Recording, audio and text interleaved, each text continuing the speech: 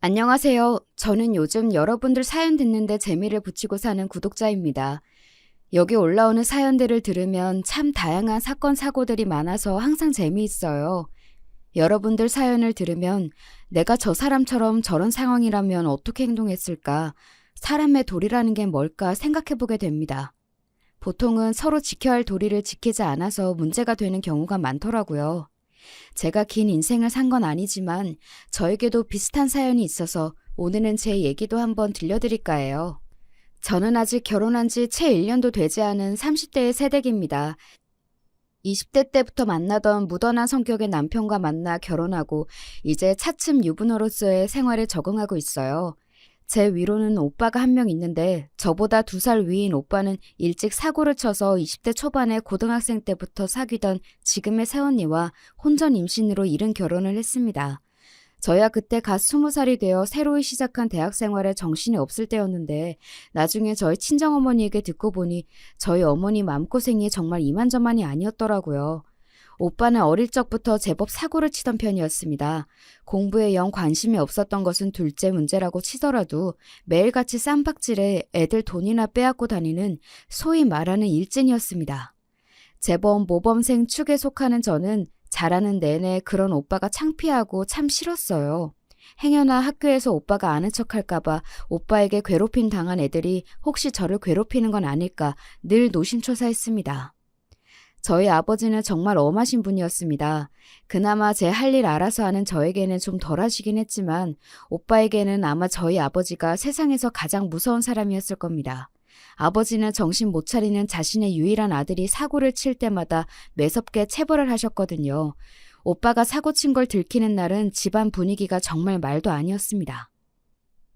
내가 니놈 사람 만들어 놓지 않고는 제명에 못 살겠다. 어딜 피해 당장 이리 오지 못해? 아버지 잘못했어요. 저 진짜 죽어요. 그만 좀 때리세요. 여보, 이러다 진짜 애 잡겠어요. 고정하세요. 네? 당신이 맨날 이렇게 감싸니까 저놈이 정신을 못 차리는 거 아니야. 그렇게 혼나기 싫으면 애초에 혼날 짓을 안 하면 될 거 아니야. 이거 놓지 못해? 저는 정말 오빠가 지긋지긋했습니다. 고등학교만 졸업하면 이놈의 집구석 나가버리고 말 테다 이를 빠득 갈았습니다. 사고치는 오빠도 싫었지만 따끔하게 야단 한번 제대로 치지 못하고 우는 소리를 하는 엄마 말도 듣기 싫었어요. 그래도 네 오빠인데 내가 너한테 아니면 이런 소리를 어디서 하겠니? 듣기 싫다고. 오빠는 사고를 쳐도 앞에서 찍소리도 제대로 못하면서 그걸 왜 나한테 다 풀려고 들어? 아들은 말 한마디 하기도 어려우면서 딸한테는 자식한테 할 소리 못할 소리 다 해도 된다는 거야? 지겨워 죽겠어 정말. 저희 어머니는 정말 전형적인 그래도 아들이 잘 돼야 집안이 바로 서지 라고 생각하시는 분이었습니다. 가뜩이나 오빠와 엄마에 대한 반감이 가득했던 저는 그런 엄마 말에 맞장구 쳐줄 생각이 개미 눈꽃만큼도 없었고요. 그래서 장학생으로 대학교에 합격하자마자 집에 일말의 미련도 없이 기숙사 생활을 시작했습니다.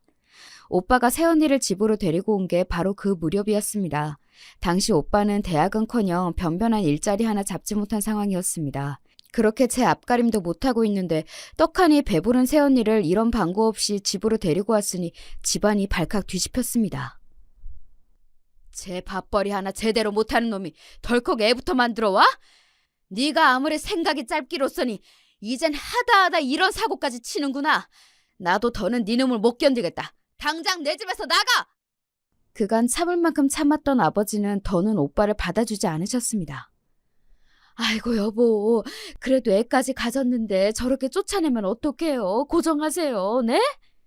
엄마야 늘 하던 소리 똑같이 하시더군요. 그러나 아버지도 보통 기세가 아니셨어요. 일이 이 지경까지 됐는데도 아직도 이 사람이 정신을 못 차리고 저놈 저렇게 천둥 벌거숭이처럼 사는 거 반은 당신 책임이야. 같이 쫓겨나고 싶은 거 아니면 입 다물어. 집안꼴 참 잘 돌아간다 생각했습니다.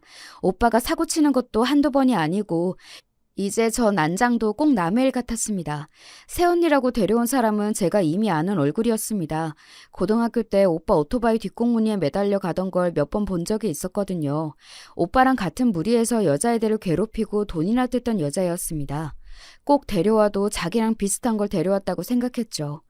이번에 기숙사 돌아가면 한동안 집으로는 얼씬도 하지 말아야겠다고 생각하고 집을 나서려는데 엄마가 다급히 저를 뒤쫓아 오셨어요. 왜요? 예, 네 오빠는 남자니까 그래도 어디 가서 잠이라도 얻어 자겠지만 쟤는 배까지 불렀는데 어쩌겠니? 네가 잠깐 데리고 있으면 안 되겠어? 엄마, 지금 무슨 소리를 하는 거야? 내가 자취를 하는 것도 아니고 나 지금 기숙사 들어가는 길이야. 설마 지금 나보고 대학교 기숙사에 배부른 사람을 데리고 들어가라는 소리 하는 거 아니지? 단 며칠인데 그렇게 야박하게 굴 거 없잖아. 곧 식구 될 텐데. 그러지 말고, 응?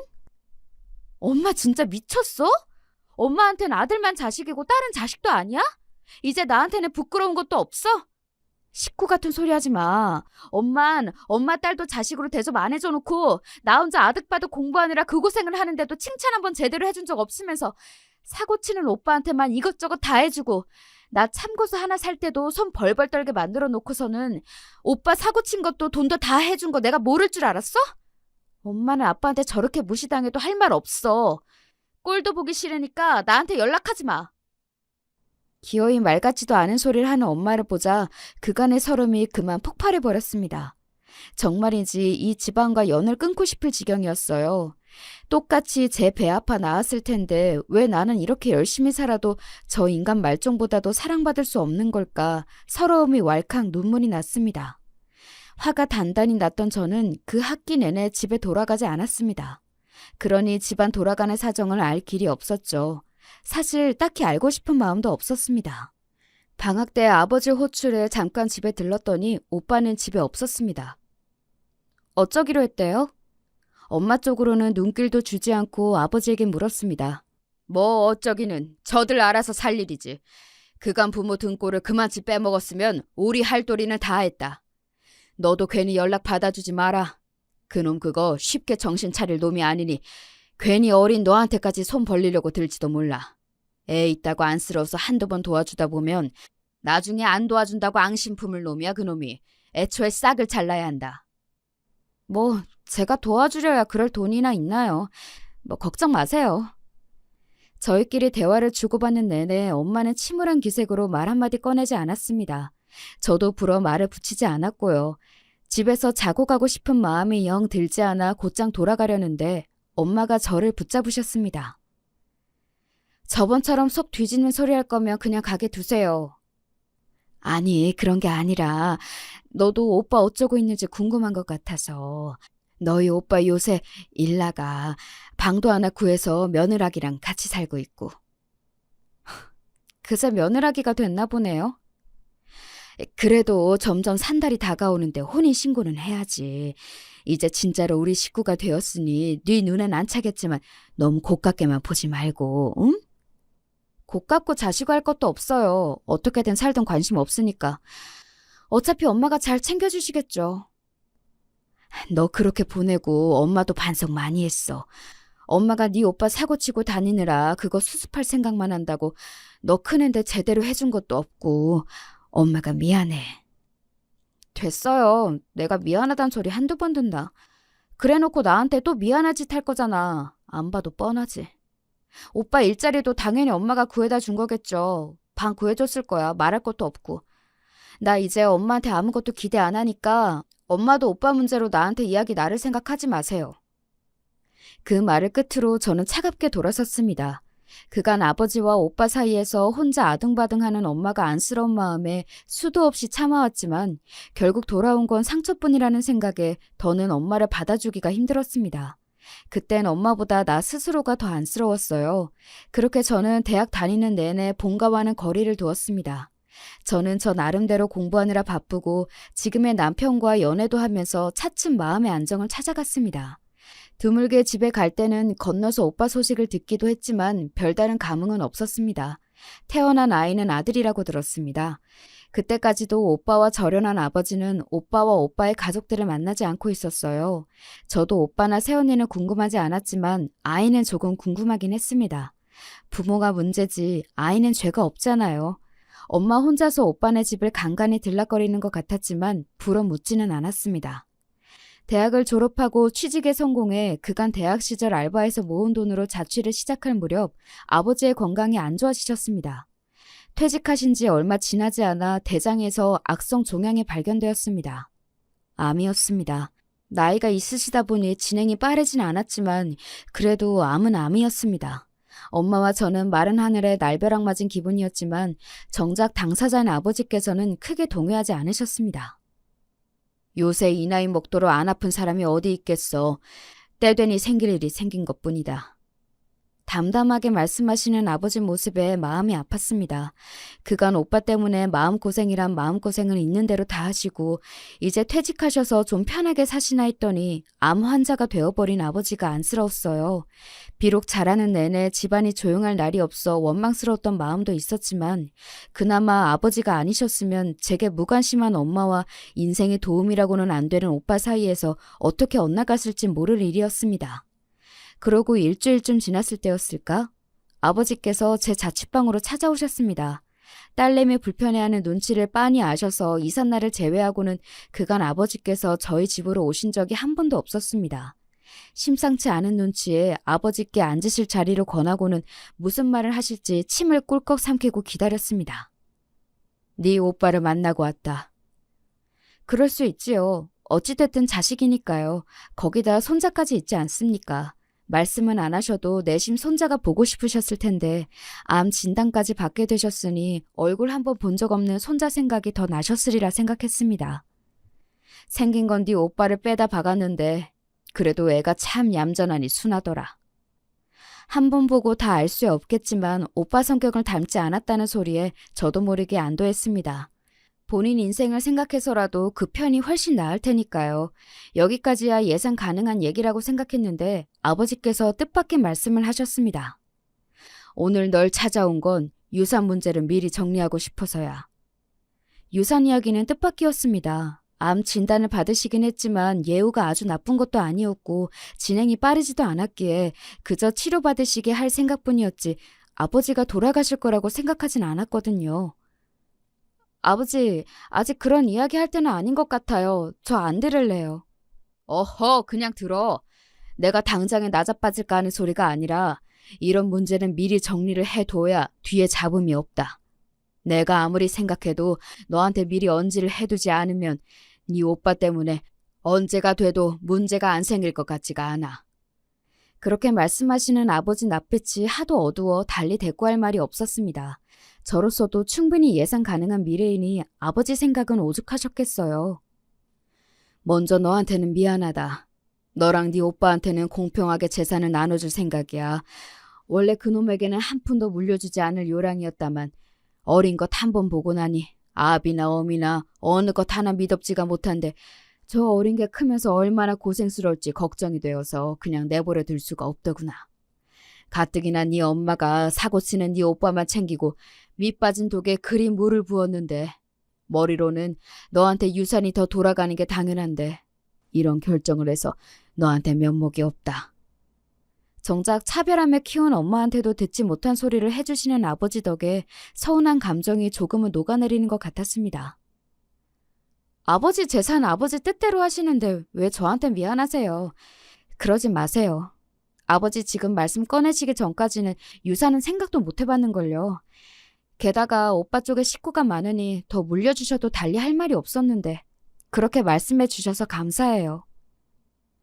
임의로 그렇게만 두면 네 오라비 길길이 날뛸 테니 내가 서류 정리는 분명하게 해둘 거야. 그러니 그 부분은 걱정하지 않아도 된다. 내가 걱정이 되는 건 너의 엄마야. 아, 그렇죠. 사고치는 아들 앞으로는 그 무엇을 주어도 아까워하지 않으실 엄마였습니다. 아버지가 무얼 걱정하시는지는 너무나 자명했죠.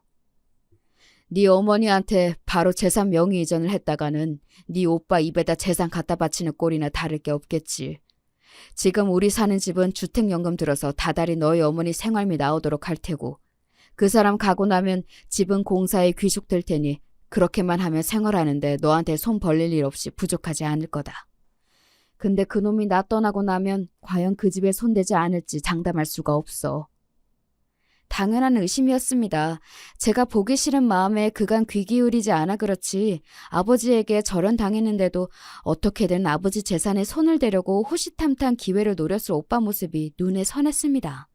그러니 아버지 마음도 일이 무거우실 수밖에요. 네 엄마랑 같이 내 생전의 집 처분과 관련해서 공증을 받을 거다. 주택연금 관련 문제는 변호사를 끼고 진행할 거고 네 엄마 옆구리 찔러서 네 오빠가 그 집을 처분하려 해도 네 동의가 없으면 주택연금 해지와 집 매매가 불가능하도록 조항을 넣을 거야. 혹여 처분하더라도 처분한 돈 그놈 혼자 홀랑 먹지 못하도록 비율 배운도 미리 기재해 둘 거고 그렇게 하면 그놈도 섣불리 제 엄마 집까지 탐내지는 못하겠지. 그런데 그렇게 하면 그놈이 집 못 팔게 한다고 너를 들볶을 게 선한데 그건 내가 떠나면 막아줄 수 있는 게 아니니 그게 벌써부터 걱정이구나. 오늘 아버지가 정말 하고 싶으셨던 말씀은 바로 이거였겠죠. 제가 이미 엄마에게 오만 정이 떨어진 걸 알고 있으셨겠지만 저 말고 엄마를 부탁할 데가 없으셨을 테니까요. 저도 엄마에게 마음의 응어리는 남아있었으나 그렇다고 오빠한테 집도 절도 빼앗기고 엄마가 길거리에 나앉길 바라는 마음은 추호도 없었기에 아버지의 결정을 이해했습니다. 알겠어요. 그렇게 할게요. 제가 그 집은 꼭 지킬 테니 아버지도 엄마 걱정은 마세요. 제게 확답을 받고서야 아버지 안색이 좀 나아지셨습니다. 간만에 오신 아버지께 맛있는 음식을 대접하며 정말 그런 일이 생기면 어떻게 대처해야 하나 좀 가슴이 답답해지는 듯도 했습니다. 아버지가 조카를 한번 보셔서 그런지 몇 년 만에 오빠에게서 연락이 왔습니다. 너 취직했다며? 그동안 잘 지냈냐?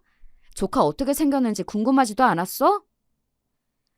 연락 안 하긴 오빠도 피차 일반이었으니 말 얹지 말고. 무슨 일이야? 애가 고모를 보고 싶어 해. 고모가 있다는 얘기는 해줬는데 한 번도 본 적이 없으니 궁금했나 봐.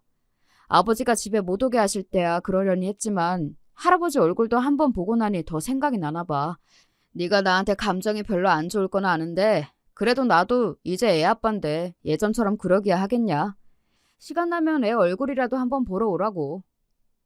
솔직히 오빠가 다시 보고 싶은 건 아니었지만 그래도 핏줄이 당기는 건지 어린 조카가 고모를 보고 싶어 한다는 말에는 흔들리더군요.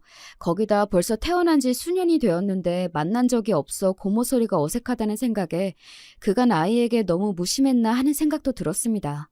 그렇게 오빠의 제안을 수락하고 처음 만나는 조카에게 줄 선물을 고르다 보니 저도 괜히 마음이 들떴습니다. 그렇게 오빠의 집에 처음으로 방문하게 되었죠. 야, 너 오랜만이다. 이제 제법 직장이 퇴근하네. 아가씨 어서 오세요. 우리 수민이가 아가씨 엄청 보고 싶어 했어요. 마치 어제 만난 사람인 양 저를 반기는 오빠와 새언니가 좀 어색했으나 저도 분위기에 맞춰 인사를 하고는 집으로 들어섰습니다. 집이 크진 않지만 제법 관리가 잘 되어 있는 것 같았습니다. 집을 한 바퀴 휘 눈으로 둘러보고 있는데 저쪽 구석에 조그마한 아이 하나가 서 있었습니다. 제 시선을 느꼈는지 주춤한 아이는 낯을 가리는 모양이었습니다. 수민아, 수민이 보고 싶어 했던 고모야. 이리 와서 인사해. 수민이가 고모 데려오라며. 고모 왔네. 제 엄마 아빠가 어르는 소리에도 당황스러워 보이는 아이에게 제가 먼저 조심스럽게 다가갔습니다. 수민아 안녕? 고모야. 고모 궁금해했다고 들었는데 얼굴 좀 보여줄 수 있을까? 작은 목소리로 속삭이듯 아이에게 말을 걸자 그제야 아이가 슬쩍 제 얼굴을 바라보았습니다. 아버지 말대로 아이는 오빠 어릴 적 얼굴과 많이 닮아 있었지만 눈매만은 순한 것이 오빠와는 달랐습니다. 얌전하고 수줍음이 많은 아이답게 조심스럽고 조용하게 다가가는 것이 덜 부담스러울 것 같았습니다. 고모라고는 하지만 아이 입장에서는 처음 보는 어른이잖아요. 다행히도 그런 제 생각이 틀리지 않았는지 아이의 눈에 호기심이 비치기 시작했습니다. 고모도 수민이가 너무 보고 싶었어. 우리 악수할까? 대답은 하지 않지만 수줍게 제가 내민 손을 맞잡은 자그마한 손가락이 따뜻했어요. 참 이래서 핏줄이 무서운 건지 제 아빠랑 그렇게 사이가 안 좋은데도 조카는 예뻐 보이더군요. 낯은 가려도 제가 싫지는 않았는지 이내 제 무릎에 살포시 앉은 수민이는 제가 그날 집에 돌아갈 때까지 얌전히 제 무릎 위를 지키고 앉았습니다. 고모, 다음에 또 와요? 아이고 예뻐라고 하루 새에 저는 그만 수민이에게 마음을 홀딱 빼앗겨 버렸습니다.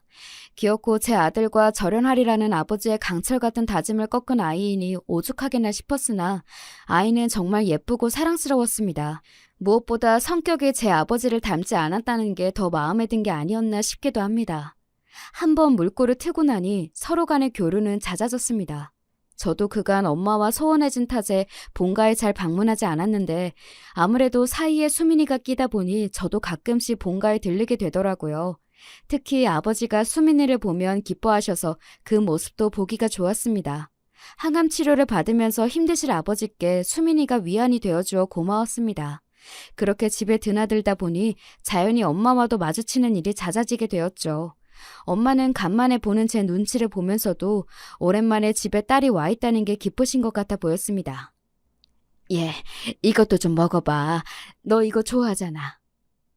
알아서 먹을게요. 잘 먹고 있어요. 정작 잘할 때는 오빠 좋아하는 반찬 위주였던 식탁에 제 입맛에 맞는 음식들이 올라왔습니다. 엄마 딴에도 저와 잘 풀어보려고 노력하시는 게 느껴졌어요. 저는 예전처럼 엄마의 감정 쓰레기통 노릇을 다시 할 생각은 추호도 없었지만 그저 이 정도 거리라면 나쁘지 않겠다는 생각을 했던 것 같습니다. 조금 이상했던 건 오빠와 올케가 저를 대하는 태도가 좀 미심쩍었다는 겁니다. 처음에는 오랜만에 다시 만난 동생이고 또 오빠 말 맞다나 저도 이제 부모가 되었으니 그래도 좀 정신을 차린 것이 아닐까 했지만 그러기에도 둘의 태도에는 뭔가 석연치 않은 구석이 있었습니다. 아버지와 대화 중에 지나는 말로 제가 그런 말을 하자 아버지께서 한 말씀 하셨습니다. 아마 내가 한 말 때문일 거다. 무슨 말이요? 오빠랑 언니한테 따로 무슨 말씀 하셨어요? 내가 믿는 자식은 너 하나뿐이라고. 집안일이든 재산 문제든 나는 모든 문제는 너랑 상의하고 결정한다고 그랬다. 이 집에서 어른 노릇하는 건 너니까 니들도 깍듯이 대하라고 아주 엄포를 놓았지. 그런 소리를 다 하셨어요? 답지 않게 밑밥까지 깔아두셨다는 말씀에 아버지의 근심이 얼마나 큰지 새삼 실감이 났습니다. 나 가고 나면 재산 한몫 챙길 생각에 만만일 텐데 뭐라도 콩고물이라도 떨어지려면 너한테 밑보이면 안 되겠다 싶었겠지. 내가 허투루 말하는 사람도 아니고 미리 재산 정리 다 맞춰놓은 것 너한테만 이야기했으니 미리 잘 해둬야지 싶겠지. 그제야 그 둘이 저를 대하는 태도가 이해가 갔습니다. 단순히 저한테 잘해주는 게 아니라 제 눈치를 살살 보는 게 저도 느껴졌거든요. 그래도 수민이 낳고는 정신 좀 차린 것 같던데 설마 전처럼 굴지 않겠죠. 저들도 부모인데 애보기 부끄러워서라도 그러겠어요? 모르는 소리 마라. 사람 그렇게 쉽게 바뀌는 거 아니다. 내 자식이지만 저놈이야 일찍부터 싹이 글렀고 애 엄마도 내 앞에서나 눈치 보는 신용하며 싹싹하게 굴지. 네 엄마는 벌써부터 아주 바보로 본다. 내 앞에서는 자제하기는 하는데 가끔 애한테 버럭하는 걸 보면 집에서는 또 얼마나 애한테 드자비를 할지도 걱정스럽고. 엄마를 바보로 본다는 말이 걸리긴 했지만 그동안 오빠에게 해오던 걸 올케에게도 별다를 것 없이 했다면 엄마가 호구를 잡힐 만도 하다는 짐작은 갔습니다. 그보다는 애한테 버럭한다는 게 마음이 쓰였습니다. 큰소리 한 번 안 내는 순한 아이인데 뭐 그렇게 버럭할 일이 있을까 싶기도 했지만 그 두 내외의 성질머리를 아는 제 입장으로는 설마 그 성질머리를 제 자식에게 그대로 부리고 있을까 봐 걱정스러웠어요. 아니겠지. 설마 제 자식한테까지 그러겠어? 생각하면서도 학교 당할 때 개차반 오빠에게 당할 만큼 당해본 제 입장에서는 걱정이 되지 않을 수가 없었죠. 혹시 애한테 함부로 하는 것 같아요? 둘 다 제가 봐온 게 있어서 그런지 아버지 말씀 듣고 보니까 걱정을 안 할 수가 없네요. 내가 혹시 몰라서 애랑 둘만 있을 때 슬쩍 살펴보긴 했는데 그래도 몸에 멍이나 상처가 없는 걸 보니 손버릇이 나쁘게 굴지는 않을 것 같다. 근데 애가 하는 얘기를 가만히 들어보면 둘이 싸우기도 자주 싸우는 모양이야. 그럴 때마다 애한테 화풀이 하듯이 말하는 것 같은데 가뜩이나 성정에 소심한 수민의 성격을 버리는 건 아닐지 걱정이다. 싸우면 애 안 보는 데서나 싸울 일이지 성격이 보통이 아닌 두 사람이 싸우면 집안 꼴이 어떨지 눈앞에 보이는 것 같았습니다. 눈에 넣어도 아프지 않을 조카가 매일같이 그런 환경에 노출되어 있다고 하니 아이에게 더 신경이 쓰였죠. 오빠 집에 자주 가세요? 어? 흔치 않게 제가 먼저 말을 붙이자 엄마가 놀라신 듯 저를 돌아보셨습니다. 혹여 제 오빠 마음에 안 드는데 제 마음을 상하게 하는 건 아닐까 말을 고르시는 듯 보였습니다. 아니, 가끔 수민이도 볼 겸 애들 살림도 봐줄 겸 가지. 살림을 봐주신다고요? 아니, 애엄마가 가끔 일을 나가거든. 어릴 때 시집와 그런가 아직 살림에 손이 익지 않은 데가 있는 것 같아서. 아니, 내가 그렇다고 다 해주는 건 아니고 눈에 보이는 것만 수민이 보면서 살짝씩. 더 듣고 싶지 않아서 거두절미하고 수민이 이야기로 넘어갔습니다. 수민이 보는 앞에서 오빠랑 올케가 많이 싸워요? 그러자 엄마 표정이 대번에 어두워졌습니다. 그러면 그렇지 싶었죠. 사람 참 쉽게 바뀌질 않아요. 그래도 제 자식 앞인데 어쩜 그렇게 둘 다 생각이 없나 한숨이 나왔습니다. 얘가 다 듣는데도 그러고 있어요? 그걸 안 하는 거면 엄마 앞에서도 자주 그런다는 거네? 애엄마랑 아빠 둘 다 성격이 불같으니 아무래도 그럴 때가 잦긴 하지. 저는 한숨을 푹 내쉬고 말했습니다. 요즘도 오빠 뒤치다거리 다 해줘요? 아니야. 나 이제 안 그래. 다 커서 제 자식까지 낳은 놈 사고를 쳐도 제가 수습하는 거지. 늙은 어미가 쫓아다닌다고 달라지는 것도 아니고. 저 생긴 대로 살겠다는데 나도 더는 안 그런다. 생각 외로 엄마에게서 단호한 대답이 돌아왔습니다. 웬일이야? 그렇게 사고를 쳐도 오빠한텐 생전 나쁜 소리 한 번 안 하더니. 내가 미련통이었지. 제 아버지한테 늘 타박을 받으니 나라도 감싸면 좀 정신을 차리겠지. 머리 굵으면 제 놈이라고 철 안 들고 배기겠나 싶었어. 근데 그게 다 헛수고였지. 제 어미는 고사하고 제 자식 앞에서도 정신을 못 차리는 놈인데 내가 밑빠진 독에 물 부은 거지. 간만에 드는 하소연이었으나 그 내용은 큰 차이가 없었습니다.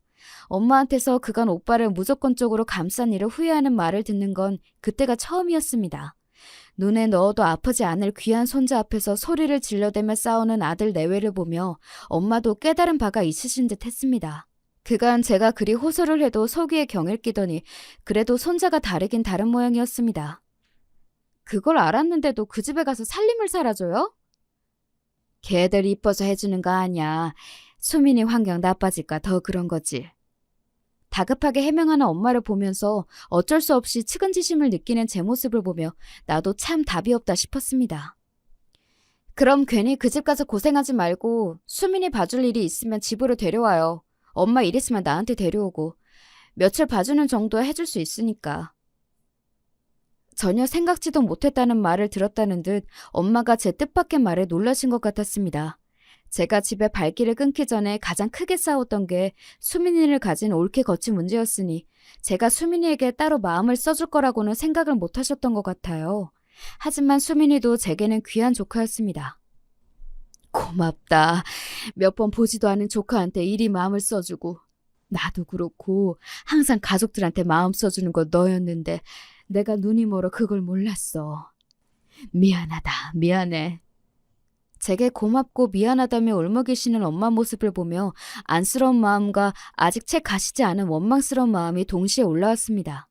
그걸 진작 아셨다면 가족이 이 꼴이 되지도 않았을 텐데 하는 마음이 들었지만 돌보아야 할 아이가 있는 이상 이런 제 응어리는 다음 문제였습니다. 나 허투루 하는 말 아니야. 나도 수민이 고모예요. 진짜로 걱정돼서 그러는 거니까 애 엄마 아빠 애 보기 안 좋은 짓 한다 싶으면 바로 나한테 보내. 고맙다. 말만이라도 정말 고마워. 연신 눈물을 훔치며 고맙다고 중얼거리는 엄마를 보며 그새 많이 늙으신 엄마 모습이 또 짠하게 다가왔습니다. 제 가정까지 꾸리고도 제 모친 눈에서 눈물이 마를 날이 없게 만드는 오빠놈에게 신물이 날 지경이었습니다. 그렇게 거의 주말마다 수민이가 저희 집으로 오게 됐어요. 부부가 주말에 뭐가 그리 바쁜 건지 애 맡아줄 사람이 있다니 애랑 같이 있어줄 생각은 않고 신나게 맡기러 오더군요. 애들 부모 행실엔 속에서 욕이 나왔지만 수민이는 예뻤기에 내색은 하지 않았습니다. 지금은 남편이 된 당시 제 남자친구와도 제대로 데이트할 시간은 주말뿐이라 좀 미안하긴 했지만 사정을 이해해준 남편도 자주 저희 집에 수민이를 보러 온 덕에 제법 가까워졌습니다. 수민이는 처음 만났을 때는 말수가 극도로 적었지만 어느새 저에게도 익숙해졌는지 작은 목소리로 조잘조잘 이야기하는 것을 좋아했습니다. 저는 아이가 제 앞에서도 밝아졌다고 생각해서 기뻤습니다. 우리 수민이 처음 봤을 때는 수줍어서 고모한테 말도 잘 못했는데 이렇게 이야기하는 걸 좋아하는 줄은 몰랐네. 제가 놀리듯 말하자 수민이는 금세 시무룩해져서 말했습니다. 집에서 말 많이 하면 시끄럽다고 엄마 아빠가 소리 질러요. 고모는 제가 이야기 많이 해도 다 들어줘서 좋아요. 아이 말에 가슴이 아팠습니다. 수민이처럼 순한 애가 또 어디 있다고 이걸 못 견뎌서 애한테 소리를 지르는 오빠 내외가 정말 못마땅했습니다. 제 마음만 같아서는 수민이를 제가 확 데려와 버리고 싶었지만 부모가 뻔히 생존해 있는데 그럴 수 있을 리가 만무했죠. 수민이와 함께 있는 시간만이라도 아이가 행복할 수 있도록 최선을 다하자 생각했습니다. 그렇게 몇 년의 시간이 흐르고 수민이도 초등학생이 되었죠. 그동안 아버지께서 제법 잘 버텨주고 계셨는데 아버지 건강이 급격히 나빠졌습니다. 아무리 암이 한치 앞을 알 수 없다고 하지만 너무 갑자기 상태가 좋지 않아져서 당황스러웠습니다. 당시 저는 남편과 결혼 이야기가 오가는 중이었는데 아버지께서 더 버티기 힘들다고 판단하셨는지 결혼을 서둘러 줄 것을 부탁하셨어요. 아무래도 내가 오래 넘기기가 쉽지 않을 것 같다. 그래도 너 시집 갈 때 손은 잡아주고 싶어. 정말 별소리를 다 하신다며 아버지를 타박했지만 아버지의 시간이 얼마 남지 않았다는 걸 저도 인정하지 않을 수가 없었습니다. 그 무렵 아버지는 정말 병색이 완연하셨거든요. 결국 예정보다 몇 달 앞당겨 결혼식을 치른 지 보름도 되지 않아 아버지께서 돌아가셨습니다. 상실감에 제정신을 차리고 있기가 힘겨웠지만 남은 일이 산더미 같았습니다. 아버지의 장례를 마치고 산소를 꾸미느라 정신없는 시간을 보내고 다들 어느 정도 일상으로 돌아오자 아버지가 가장 걱정하셨던 유산 문제가 남아 있었습니다. 아버지께서 예전부터 저에게 말씀하시고 미리 준비하신 덕에 모든 준비는 완벽했습니다. 혹여 제가 혼자서 미리 유산과 관련된 사실을 알았다거나 유산 문제에 예전부터 관여되어 있는 걸 알면 오빠가 어떻게 나올지 몰랐기에 아버지의 유산 배분의 공표 또한 변호사에게 이름해 두셨습니다. 그렇게 유산과 관련한 세부 사항들이 공개되자 저도 일단 아버지가 당부해 두신 대로 사전에 유산 문제에 대한 언지를 들은 적 없는 것처럼 행동했습니다. 어머니를 우리가 모시면 이 집 문제도 유산으로 해결해야 하지 않나? 오빠가 시커먼 속을 채 숨기지도 못하고 드러내자 집과 관련해 미리 결정되었던 주택연금 문제와 처분에 관련된 사항 또한 공개되었습니다. 아버지의 상견 지명이 빛나는 순간이었습니다. 아버지 떠나신 지 얼마나 됐다고 공평하게 유산을 받은 만큼 받았음에도 어머니 사실 집까지 탐내는 모습에 속으로 혀를 찼습니다. 어머니, 아버님도 이제 집에 안 계시면 적적하실 텐데 저희가 모시는 건 어때요? 혼자 계시기엔 이 집 너무 넓잖아요. 은근슬쩍 이 집에 비비고 앉아보려는 올케에게 어머니가 단호히 말씀하셨습니다. 나는 니들이랑 같이 사는 게 더 불편하다. 평생 내가 내 남편이랑 같이 산 집인데 나는 여기서 그냥 혼자 살란다. 늘 아들 며느리에게는 한 발 양보하시던 엄마였기에 오빠 내외는 당연하고 저도 조금 놀랐습니다. 엄마가 저리 단호하게 말씀하시는 건 평생 본 적이 없었어요. 그렇게 오빠 내외는 더 말을 꺼내보지도 못하고 자리를 떴습니다. 엄마와 저희 부부만 남자 엄마가 말씀하셨습니다. 그 사람 떠나기 전에 너희 아버지가 아주 신신당부를 하더라. 자기 죽고 나면 분명히 네 오빠 내외가 당신을 모시네 마네 하면서 집부터 꿀꺽하려 들 거라고. 제 엄마 몫으로 남은 건 그거 하나뿐인데 그래도 내가 저들한테 그동안 해온 게 있는데 설마 그렇게까지 할까 싶었건만 내 꼴이 참 우습게 됐구나. 너희 아버지가 이제부터 정신 똑바로 차리고 살아야 한다고 이젠 막아줄 자기도 없는데 예전처럼 무르게 굴었다가는 저놈한테 잡아먹히는 건 순식간이라는 소리를 하기에 제 아들한테 어쩜 저렇게 마지막까지 모질까 싶기도 했다만 내 자식 모르는 건 네 아버지가 아니라 나였어. 진작 네 오라비 싹수 알아봤을 너로서는 이제 와서 내가 이런 소리 하는 게 어처구니가 없겠지만 떠난 그 사람 말 새기고 이제라도 정신 차리고 살아볼까 한다. 너한테는 정말 미안하다는 말밖에 할 말이 없어. 평생 아들한테 인생 갈아넣은 결과가 이러했으니 참담함을 금할 길이 없었습니다. 스스로 자초한 바가 없지 않다고 하나 엄마라고 제 아들이 저 지경까지 되리라고 생각이나 했을까요? 남편도 이른마당에 그리 귀히 여겼던 아들에게마저 배신감을 느꼈을 엄마를 더는 탓하고 싶지 않았습니다. 괘씸하게도 오빠 내외는 부모님 댁으로 가던 발길을 딱 끊어버렸습니다. 이제 먹을 건 다 뽑아먹었다고 생각했을 것이 뻔했습니다. 그 와중에도 자기들 필요할 때만 아무 때나 수민이를 맡겼습니다. 그나마 그것도 저희들이 픽업을 하는 것도 아니었고 애만 덜렁 보냈죠. 별 정이랄 것도 없는 저야 그렇다 쳐도 저 사람 만들겠다고 본인 인생을 바친 엄마나 제 자식인 수민이한테는 그러면 안 되는 거 아닙니까? 여전히 상종 못할 인간들이라고 생각하며 사춘기를 맞이한 수민이에게 더욱 마음을 썼습니다. 그러던 오빠에게 갑자기 연락이 왔습니다. 엄마 댁으로 모여달라는 말에 남편과 함께 나서긴 했지만 감은 썩 좋지 않았죠. 간만에 마주 앉은 오빠와 올케의 꼴이 말이 아니었습니다. 두 사람 얼굴에서 미처 감추진 못한 생채기를 발견한 저는 이제 하다하다 이것들이 서로 쥐어뜯고 싸운 건가 싶었습니다. 급하게 돈이 필요한 일이 있어요. 엄마가 좀 도와주셔야겠어요. 말이 도와주세요지 말투는 당장 돈 내놓으라는 투였습니다. 뭐 놀랍지도 않습니다. 여기까지는 저로서는 충분히 예상이 가능했거든요. 돈 필요할 때 아니면 가족 찾는 인간이 아니니 이번에도 돈 필요하니 우리를 찾았겠죠. 엄마가 싸늘한 말투로 말씀하셨습니다. 네 아버지가 유산 남겨준 지 얼마나 됐다고 돈 이야기를 꺼냈느냐? 그게 적은 돈도 아닌데 그건 다 어디다 팔아먹고? 그래도 제 어머니에게는 좀 긍정적인 반응이 나올 거라 기대했는지 오빠와 올케의 얼굴에 당혹감이 스쳤습니다. 수익률 확실한 투자처가 있다고 해서 투자를 했는데 원금이 반토막도 안 남았어요. 이거 안 메우면 당장 집을 빼야 할 판인데 수민이도 있는데 길거리에 나 앉을 수는 없잖아요. 엄마가 이번 한 번만 딱 도와주세요. 네, 어머니, 저희가 정말 잘 모실게요. 내가 너희들을 모시면 모셨지. 너희들이 나를 모시겠느냐? 나는 분명히 말했다.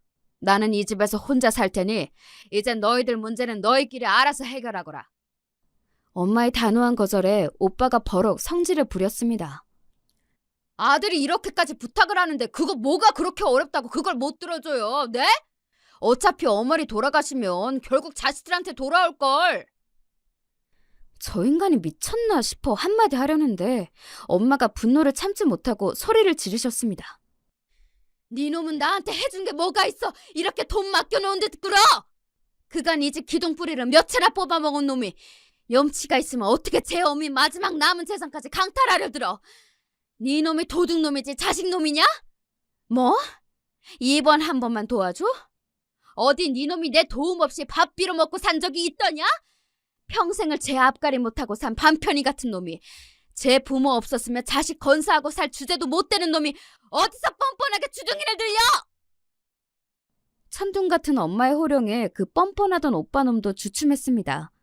늘 제게 납작 엎드리는 모습만 보았지 항상 만만하게 생각하고 제 지갑으로 여기던 엄마가 제게 저런 막말을 쏟아내리라곤 상상도 못했을 테니까요.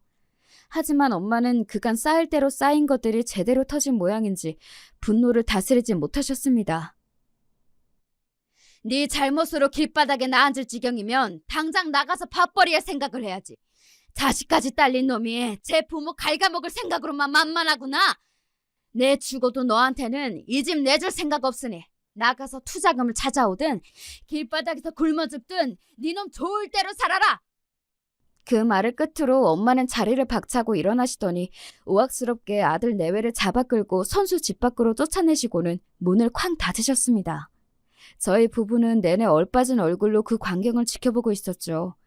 여전히 분을 참지 못하시고 씩씩대시던 엄마가 저희를 돌아보며 말씀하셨습니다. 내 장서방한테는 정말 못 볼 꼴을 보였네. 내가 그간 천지분간 못하고 저놈 하나 사람 만들지 못한 벌을 이렇게 받는가 봐. 너한테도 맨날 이런 꼴만 보면 미안하다. 평생 이런 추잡스러운 꼴만 보게 만들었으니 어미한테 정이 안 떨어지려야 안 떨어질 수가 있었겠어. 내가 너한테는 정말 면목이 없다. 면목이 없어. 주저앉아 흐느끼는 엄마를 제 남편이 부축해 일으켜드리고는 어쩔 줄은 몰라 했습니다. 저는 참담한 기분을 느끼면서도 이전과는 확연히 달라진 엄마의 반응에 이제는 정말 예전 같은 실수를 반복하지 않으실 거라는 신랄 같은 기대감 역시 느꼈습니다. 그러나 이런 엄마와는 달리 여전했던 오빠와 올케는 엄마에게 쫓겨난 날 이후에도 엄마 집 앞을 찾아가거나 저와 제 남편, 엄마한테 수백 번 전화를 돌리며 돈을 해달라고 요구했습니다. 인간아, 양심이 있으면 그만 귀찮게 굴고 네 앞가림은 네가 해라. 지금까지 그러고 살았으면 이제 정신 차릴 때도 한참 지났다. 너 진짜 수민이 보기에 부끄럽지도 않아? 조카를 생각하면 더 이러면 안 되지. 너 진짜 수민이 길바닥에 나앉는 꼴 보고 싶어? 정말이지 답도 없는 인간이었습니다. 평생을 대면대면하게 살아온 저한테 이 정도인데 엄마가 얼마나 시달리고 계실지는 보지 않아도 눈에 보이는 듯 했습니다. 요새도 집 앞으로 찾아오고 그래요? 그러든지 말든지 절대 문 안 열어줬다. 이제 보니 내가 아들이 아니라 짐승 새끼를 키웠어. 짐승도 저 키워준 어미는 안 물어뜯으니 저건 악귀다, 악귀야. 엄마 입에서 나오는 오만 정이 다 떨어졌다는 말투에 제가 다 놀라울 지경이었습니다. 정말로 내가 예전에 원망했던 엄마 모습은 없는구나 싶기도 했어요. 잘하셨어요. 마음 약해지지 말고 지금 하는 대로 하세요. 온 가족의 싸늘해진 태도에도 불구하고 오빠와 올케는 지부했습니다. 그렇게 한 달 가까이 시달렸을까 엄마에게서 온 가족 호출령이 떨어졌습니다. 어머니, 어쩐 일이세요? 그간 내내 문정박대 당하다 뜻밖의 받은 엄마의 연락에 헐레벌떡 달려온 오빠네외가 뭐라도 떨어질까 싶은 기대감에 눈을 번쩍거렸습니다. 엄마 마음을 약하게 만들 심산인지 수민이까지 대동한 오빠네외가 정말 징그럽게 느껴졌어요. 오랜만에 보는 조카의 풀죽은 얼굴에 그만 제 마음이 아파왔습니다. 그간 아들 내외에게 학을 때도 제대로 뗐던 엄마가 무슨 일로 온 식구들을 불러 모았는지 저도 궁금했습니다. 내가 알츠하이머 판정을 받았다. 순식간에 모든 소리가 뚝 멎었습니다. 생각지도 못했던 화제에 어안이 벙벙했습니다. 장모님, 알츠하이머라면 치매 말씀하시는 거예요? 가장 먼저 정신을 차린 남편이 엄마께 되물었습니다. 그래, 맞아. 치매. 나 치매란다. 돈 받을 생각 만만이었던 오빠 내외는 뜻밖의 화제에 눈에 띄게 당황했습니다. 아, 치매요? 치매시라고... 엄마, 이게 무슨 소리예요? 검사는 또 언제 받았어? 니들 아버지 돌아가시 전부터 조짐은 있었어. 최근에 내가 원체 스트레스 받을 일이 많았다 보니 증상이 심해져 저번 주에 검사를 받았는데 어제 결과가 나왔다. 스트레스 받을 일이라며 오빠 내외를 빤히 쳐다보는 엄마의 눈길을 내외가 잽싸게 피하더군요. 그러든지 말든지 제겐 엄마의 치매 소식이 더 충격이었습니다. 그럼 앞으로 어떻게 해야 한대요? 치료하면 된대? 그것 때문에 너희를 불렀다. 이제 치매면 앞으로 그리 오래 살지도 못하겠지. 니들 내 집 그렇게 탐내더니 잘 됐구나. 전부터 말했지만 나는 이 집에서 죽을 생각이다. 앞으로 나랑 이 집에서 같이 살면서 나 갈 때까지 수발 들어주는 사람에게 나중에 이 집 몫을 더 떼어주마. 그렇게 돈 좋아하는 너희들이니 불만은 없겠지? 갑작스러운 제안에 다들 앉은 자리에서 그대로 얼어붙어 버렸습니다. 그때 올케가 정적을 깨고 외쳤습니다. 아가씨가 모셔요. 뭐요? 제가 황당해서 되묻자 올케가 소리를 질러댔어요. 치매 환자 모시는 게 무슨 장난도 아니고 우린 당장 길바닥에 나앉게 생겼는데 어머니까지 못 모셔요. 아가씨 유산 받았으니까 아가씨가 모셔요. 야, 잠깐 있어봐. 별로 좋지도 않은 짱구를 굴리는 모양인지 오빠가 다급히 외쳤습니다. 있긴 뭘 있어. 요새 치매 걸린다고 금방 죽는 줄 알아? 10년, 15년씩도 치매 환자로 산다던데 그러면 너 어쩔 건데? 집 한 돈 언제 받을 줄 알고 혹을 또 하나? 나 못해, 안 해. 진짜 말이면 단줄 하나. 엄마 앞에 앉혀놓고 언니 말 가려서 못해요? 애도 듣는데 정말 부끄럽지도 않아요? 난 그런 거 몰라. 모르니까 니들끼리 알아서 하라고. 그 말을 끝으로 올케가 오빠를 끌고 밖으로 나갔습니다. 제 자식도 버려두고 씨씨 때문에 나가는 꼴을 보니 제 딴엔 부하가 난 모양이었습니다. 그때 한마디도 않던 수민이가 조용히 입을 열었어요. 제가 할머니 수발 들 테니까 제발 여기서 살면 안 돼요? 아이의 말에 모두 할 말을 잃었습니다. 아직 중학생도 되지 않은 아이의 입에서 오죽하면 저런 말이 나왔겠습니까? 저는 수민이를 끌어안고 사과했습니다. 수민아, 고모가 미안해. 어른들이 네 앞에서 못 볼 꼴을 보였다. 미안해, 수민아. 딸과 손자가 얼싸안고 눈물을 흘리는 모습을 보는 엄마의 얼굴이 참담함으로 일그러졌습니다. 아이를 진정시키고 저는 분한 마음을 이기지 못하고 오빠와 올케에게 번갈아 전화를 걸었지만 연결되지 않았습니다. 혹시나 싶어 남편 전화로도 걸어보았는데 역시나였어요. 집에서 나간 지 얼마나 됐다고 곳에 차단을 박은 거였습니다. 정말 뭐 이렇게 기막힌 인간들이 다 있나 싶었습니다. 제 자식이 집에도 안 돌아오는데 찾을 생각도 없는 모양이었습니다. 그렇게 여러 날이 지나도록 여전히 오빠 내외는 저와 제 남편의 연락을 깡그리 무시했습니다. 엄마, 걱정하지 말아요. 우리가 둘 다 직장 다녀서 내도록 엄마 곁에 붙어 있을 수는 없지만 아직 초기 치매일 때는 우리 일하는 동안은 도와주실 분 구하고 나도 여기 드나들 테니 어떻게든 버틸 수 있을 거야. 나중 일은 나중에 생각하더라도 일단은 우리 그렇게 해봐요. 응? 엄마 기분을 풀어드리겠다고 하는 말에도 엄마는 별 반응이 없으셨어요. 그렇게 남편과 매일같이 엄마 집에 드나들던 어느 날 뜻밖에도 오빠와 올케를 오랜만에 만날 수 있었습니다. 제가 오시라고 했어요. 제 놀란 기색을 보고 여전히 엄마 집에 머물던 수민이가 말했습니다. 제 자식을 몇 날 며칠을 제 어머니 댁에 버려놓고 차마 안 올 수가 없었던 모양입니다. 저 앞으로 할머니랑 같이 살게요. 엄마 아빠 이제 저 안 찾으셔도 돼요. 아이의 황당한 말에도 두 내외가 눈만 꿈뻑거렸습니다. 그러더니 올케가 하는 말에 그만 기가 턱 막혀버렸어요. 그래, 뭐 너도 클 만큼 컸고 엄마 아빠랑 고생하느니 할머니랑 사는 것도 괜찮겠다. 뭐 이런 여자가 다 있습니까? 어이가 없어 오빠를 돌아보았더니 이놈도 별반 생각이 다르지 않아 보여 더 열이 뻗쳤습니다.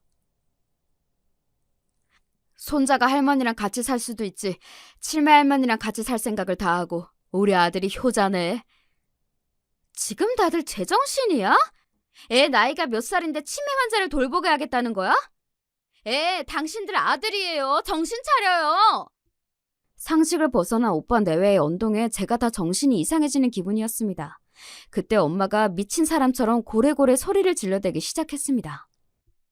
이 미친 것들이 기어이 인간이기를 포기했구나. 이제 니놈은 내 자식이 아니다. 니들 같은 빌어먹을 종자들은 수민이 부모 될 자격도 없다. 애는 내가 키울 테니 니놈들은 죽어도 다시는 내 앞에 나타나지 마. 엄마는 이미 분노로 제정신이 아니셨습니다. 저러다 쓰러지진 않으실까 저는 발을 동동 굴렀습니다. 알츠하이머라는 내 말은 거짓말이다. 내 니놈들 하는 꼴이 하도 괘씸해 어떻게 나오나 지켜보려 했는데 나를 버리려 드는 거야 놀랍지도 않았다만 제 자식까지 버리려 들어?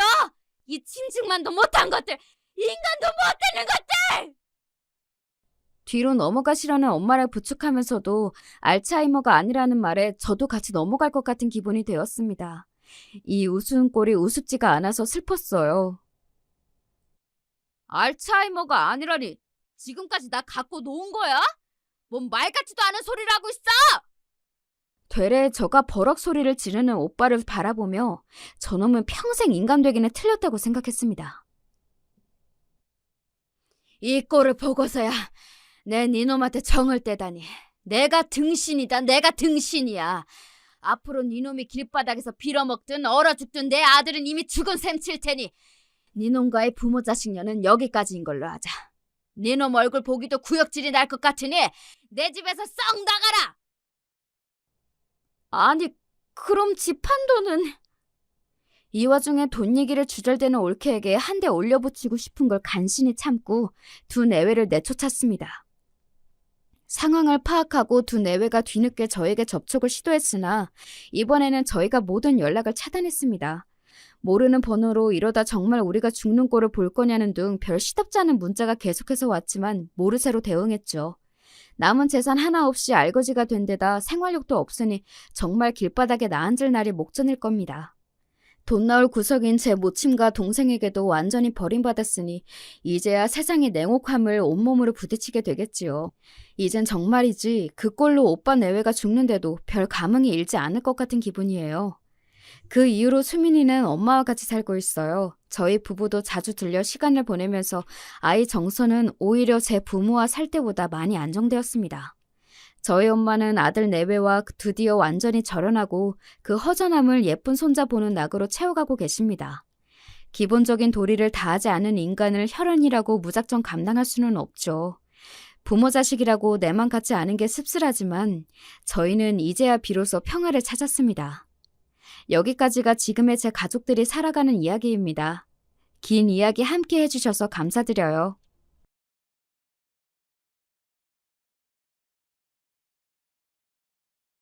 안녕하세요. 저는 경기도에 사는 50대 후반 여성입니다.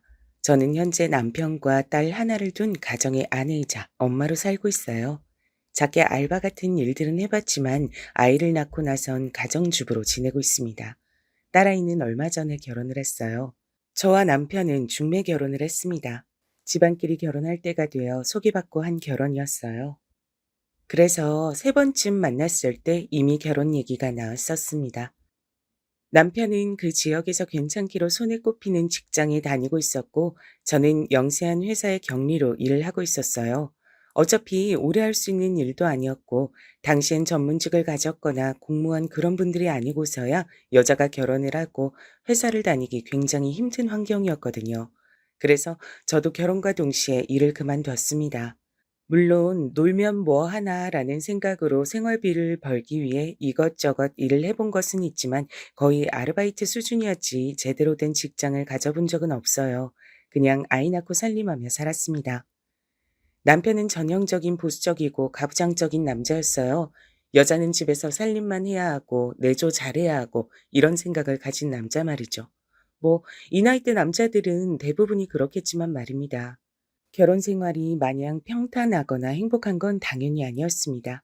앞서 설명해드린 남편의 성격에서 알 수 있듯 남편은 가부장적인 사람이었고 자기 말은 들어야 하는 사람이었어요. 아무래도 그렇다 보니 제가 자유롭게 뭔가를 할 수 있는 부분도 크게 많지 않았고 말이죠. 게다가 시어머니도 보통이 아니신 분이었기 때문에 시집살이도 꽤 고됐습니다. 뭐 요즘 같은 또 제가 제대로 된 일을 하는 사람이었으면 진작에 이혼했을 것 같긴 해요. 그 어디에도 정부치고 살 만한 것들이 없긴 했었으니까요. 하지만 저는 할 줄 아는 게 없었고 게다가 하나뿐인 딸이 제 발목을 늘 잡았습니다. 그나마 다행인 건 남편이 폭력을 행사하는 사람이 아니었다는 점 정도였어요. 그냥 폭언이나 막말을 할 때면 한 귀로 듣고 한 귀로 흘리는 법도 상당히 열심히 연말을 했고 말이죠. 사실 저희 같은 환경의 집안에서 딸 하나를 낳았다 하면 굉장히 난리가 날 법도 한데 사실 이 문제는 시어머니와 남편이 아무 소리도 할 수 없긴 했습니다. 첫째를 낳고 몇 년간 아이가 생기지 않아 시어머니의 갖은 구박이란 구박은 다 받다가 시어머니 손에 이끌려 검사를 받으러 간 적이 있어요. 분명 너한테 문제가 있을 게다. 시어머니는 그렇게 호언장담했지만 제 모든 검사는 좋게 나왔습니다. 그러고선 의사 선생님이 이렇게 말씀하셨거든요. 남편분도 한번 모시고 와보세요. 불임의 경우 남자 쪽에서 발생하는 경우가 더 많거든요, 요즘은. 우리 아들이 지혜빌 닮았으면 절대 그럴 리가 없어요. 그런 건 모르는 일이니까 한번 모시고 와보세요. 치료가 가능할 수도 있으니까. 의사의 그 얘기를 듣고 시어머니를 믿지 않았고요. 저를 병원 몇 군데나 더 데려갔습니다. 하지만 계속 같은 결과가 나오자 남편에게 병원을 한번 가보라고 넌지시 얘기했죠. 그래도 아들은 낳아야 하지 않겠냐고요. 그리고 검사 결과는 역시나 남편 쪽의 문제였어요. 정자의 개수가 정상에 비해 훨씬 작고 활동도 좋지 않다고요. 사실상 불임이라는 판정을 받은 겁니다. 시어머니와 남편은 믿을 수 없어 했고 이번에도 병원 몇몇 곳을 더 가봤지만 역시나 결과는 같았어요. 그러게 네가 처음부터 아들을 낳았으면 될 일 아니냐. 마지막 병원에서 이제는 물 건너간 손주를 생각하며 울컥했는지 그렇게 소리쳤어요. 그것도 의사 앞에서 말이죠. 그 모습을 보던 의사 선생님이 웃으며 했던 말이 아직도 생각이 납니다. 어머니, 아이의 성별을 결정하는 건 굳이 따지고 보면 남자 쪽 유전자예요. 여자의 유전자는 성별을 결정하지 못해요. 염색체가 하나거든요. 아마 그 의사 선생님은 제가 험한 소리를 들을 것 같으니 더더욱 그렇게 말해 주신 거겠죠. 시어머니는 그 의사 선생님의 말에 한참을 입을 비죽이더니 더 이상 아들이나 임신 얘기를 하진 않았어요. 남편도 마찬가지였고요. 뭐 어쩌겠어요? 본인 아들과 본인에게 문제가 있다는데 절 탓하고 있을 순 없잖아요. 그런 환경에서 딸아이가 나고 자랐으니 자신의 아빠와 할머니의 사랑을 많이 받으면서 크진 않았겠죠? 당연하게 말입니다. 그래서 딸아이는 아빠와 할머니를 참 싫어했어요. 그건 지금도 그렇고요. 엄마 호강시켜주겠다고 자기가 성공해서 엄마에게 그 누구도 나쁜 소리 못하게 하겠다며 딸아이는 정말 열심히 공부했어요. 딸이라고 공부는 해서 뭐하냐며 제대로 된 학원 하나 보내주지 않는 아빠에게 원망 섞인 소리 한 번 하지 않고 말이죠. 그 결과 딸아이는 한국에서 제일 좋다는 대학을 장학금을 받고 들어갔습니다.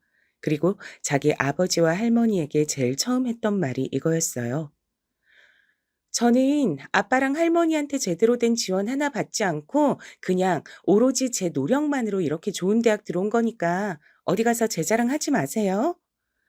그 소리를 들은 남편과 시어머니는 딸 보고 괘씸하다고 했지만 뭐 본인들이 늘 입에 달고 살았던 소리가 딸이 좋은 대학 가서 뭐하냐, 학원 보내서 뭐하냐 였기 때문에 딸아이에게 뭐라 더 말을 하진 못했습니다. 그리고 딸아이는 한국에서 제일 좋다는 회사의 연구원으로 취직했고 거기서 사위를 만났어요. 사위도 마찬가지로 많이 배우고 똑똑한 사람이었습니다. 게다가 집도 굉장히 잘 살았어요. 상견례 자리에서 만난 사돈댁이 굉장히 부자에 많이 배운 사람들 같아서 제가 기가 죽었고 남편이 나오면서 구시렁거렸었거든요. 뭐가 그렇게 대단하다고 저렇게 잘난 채들이야? 하고 말이죠. 하지만 남편의 말과는 달리 그분들은 그런 분들이 아니었습니다. 딸아이와 사위의 결혼도 자신들만 좋다면 찬성이라며 집안이 이렇게 차이가 남에도 불구하고 반대 한 번 하지 않고 허락했고 또 상견례 자리에서 남편이 조금 무례한 질문과 말들을 했을 때도 허허 실실 웃으시며 대답하셨거든요. 저는 정말 마음에 들었어요. 너라도 좋은 집에 좋은 환경에서 살 수 있어서 얼마나 다행인지 모른다. 엄마는 딸이 엄마 팔자 담는다고 하는 말이 세상에서 제일 싫고 무서웠는데 넌 아닌 것 같아서 정말 너무너무 다행이야. 그런 말 하지 마. 난 다시 태어나도 엄마 딸 할 거야. 그렇게 말해주는 딸아이가 얼마나 고마웠는지 몰라요. 아무튼 딸아이는 정말 좋은 집에 시집을 갔습니다. 그리고 대접받으며 살고 있어요. 아직도 말이죠. 가끔 딸아이의 시부모님들이 딸아이를 금이야 우기야 아껴주는 걸 보면 너무 다행이다 싶으면서도 한편으론 부러울 정도로 말입니다. 언젠가 딸아이가 이런 말을 한 적이 있어요. 내가 엄마 호강시켜 줄 거야. 꼭.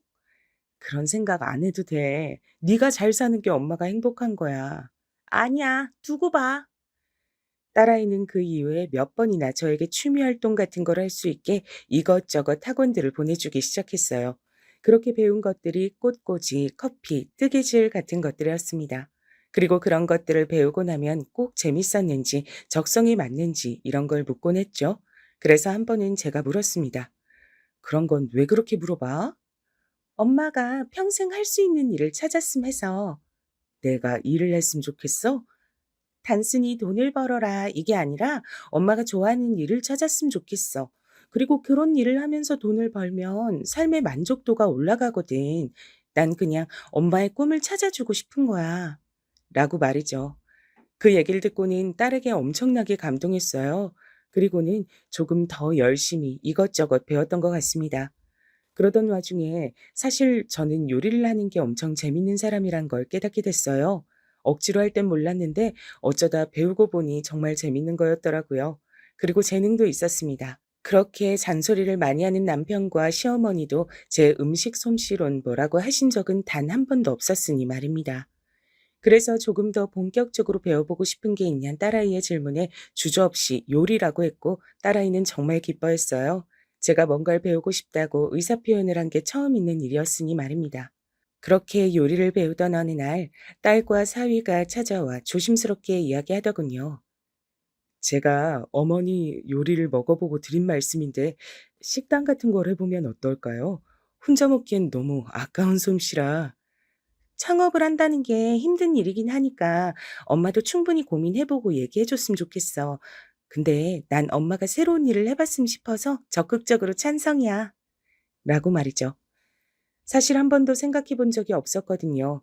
인제 와서 그런 일에 도전한다는 것 자체를 말입니다.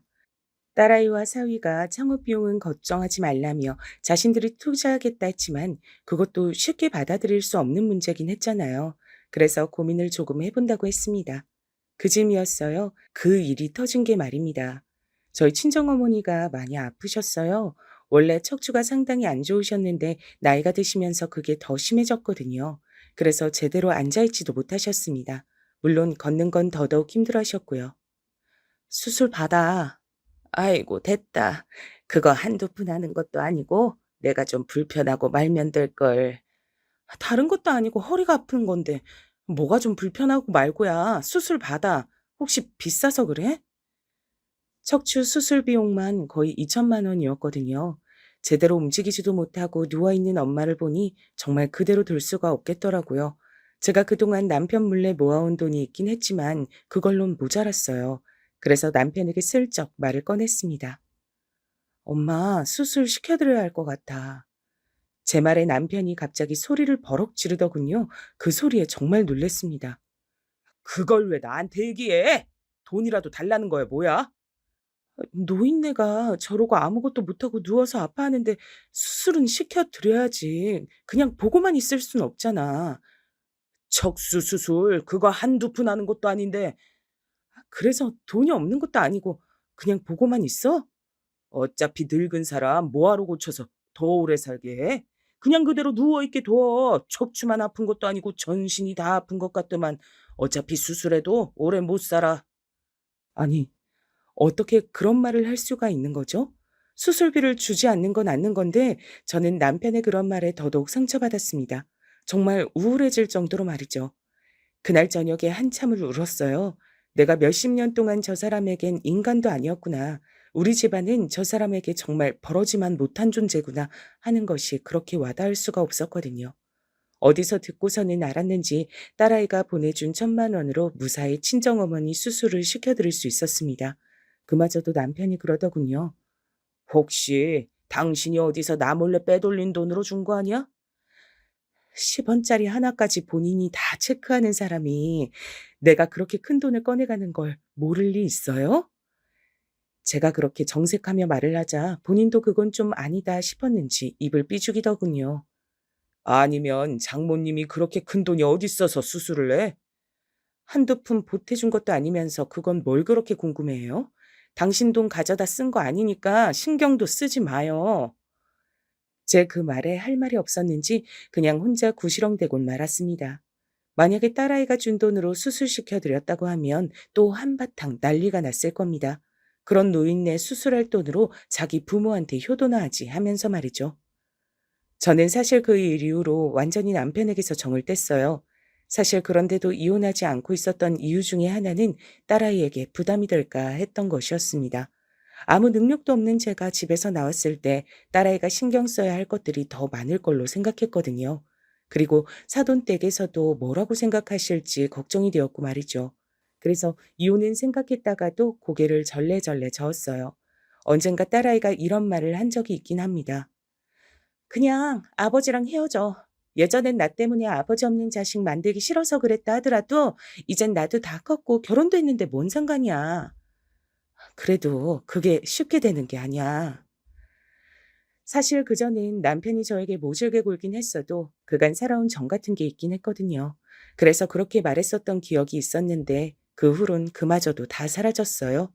게다가 주변 얘기를 들어보면 젊은 시절 그렇게 며느리를 괴롭혔던 시어머니들도 나이가 들면 한풀 꺾인다고들 하셨거든요. 그런데 저희 시어머니는 정말 대단하신 분이었는지 그럴 기미가 하나도 보이지 않았습니다. 오늘은 내가 꽃게탕이 좀 먹고 싶다. 어머니, 꽃게가 철이 아니어서 구하기도 힘들고 또 구한다 하더라도 살이 없을 텐데 혹시 다른 거 드시고 싶으신 건 없으세요? 시애미가 먹고 싶다 하면 뭐든 도달지 말고 하면 그만이지. 뭐가 이유가 그렇게 많아?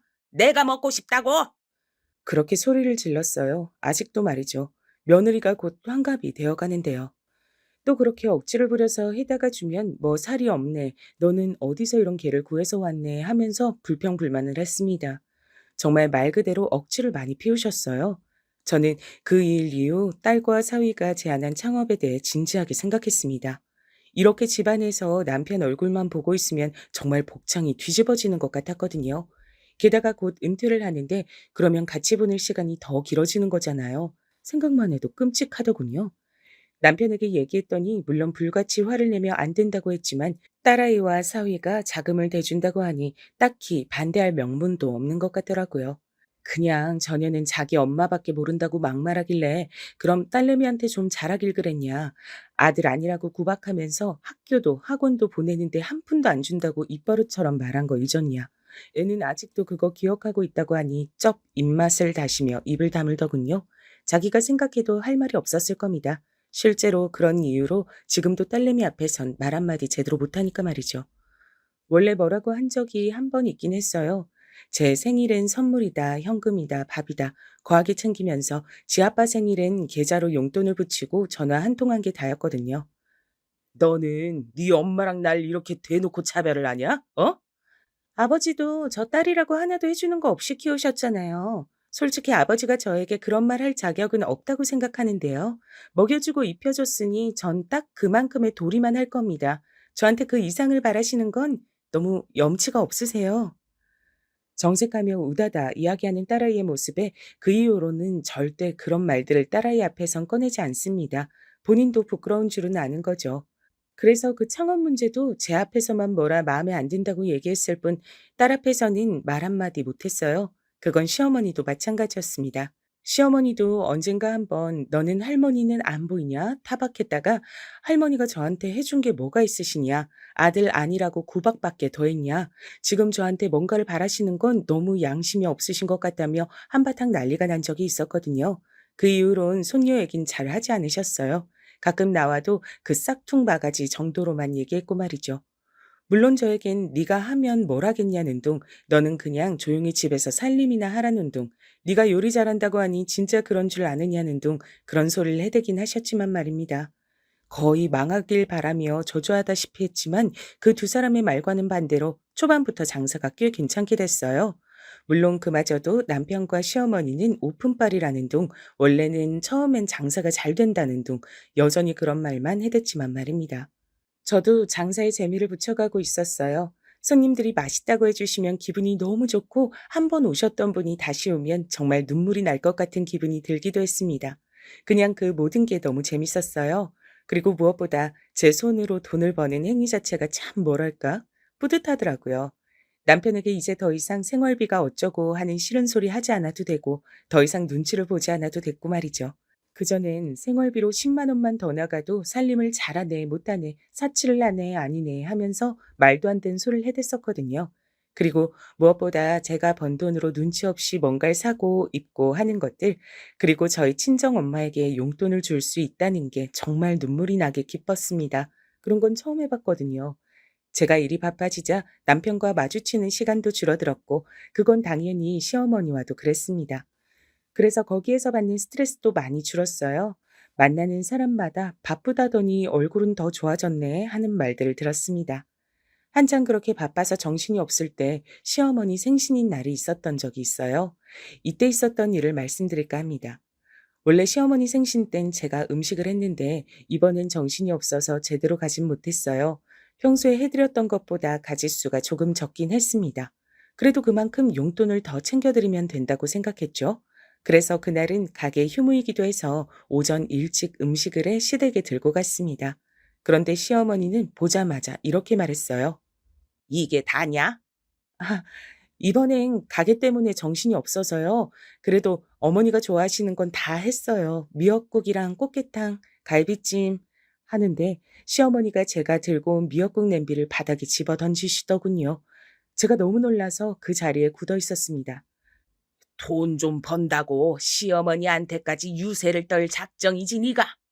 아, 아니 어머니. "어디서 이따위 음식들을 시어머니 생일이랍시고 들고 와. 네가 지금 제정신이냐? 어?"